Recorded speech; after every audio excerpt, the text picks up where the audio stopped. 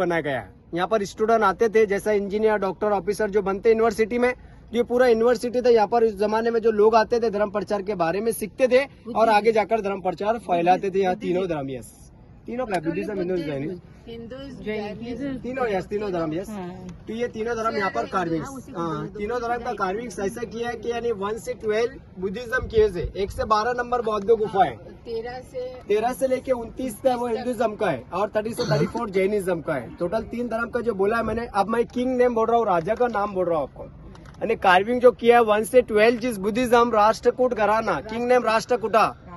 13 से 29 जिस कार्विंग किया श्री कृष्ण देवराय, कर्नाटक राजा, विजयनगर वाले श्री कृष्ण देवराय, यस। और 30 से 34 अमुक बदामी राजा का कार्विंग्स किया है। अमुक बदामी, वो जो कृष्ण देवराय है वो हिंदू थे और विष्णु जी का जो ऐसा नहीं था उस टाइम में।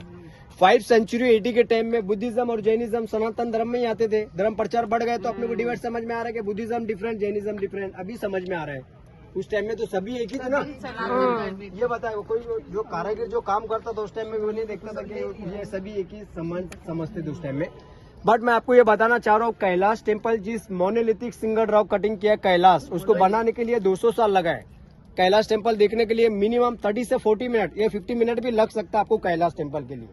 तो अपन पहले शुरू तो केव नंबर 10 जो बुद्धिज्म का केव्स है, केव नंबर 10 जिस प्रेयर हॉल है, पूजा पाठ का है, और 1 से 12 जो बुद्धिज्म का बोला आपको सामने जो देख रहे हैं आप, ये हॉस्टल बना है। हॉस्टल यानी जो मॉन्क्स आते थे, बहुत भिक्षु लोग यहाँ पर रहते थे, तो उस जमाने में हॉस्टल जैसा बना है, 3 मंजिला जैसा दिख रहा है आपको, ये यूनिवर्सिटी जैसा गुरुकुल जैसा बना है। और हाल ही में जो किलिंग वगैरह साफ सफाई जो दिख रहा है, यहाँ पर G20 सबमिट हुआ था, 20 कंट्री का लोग आया था।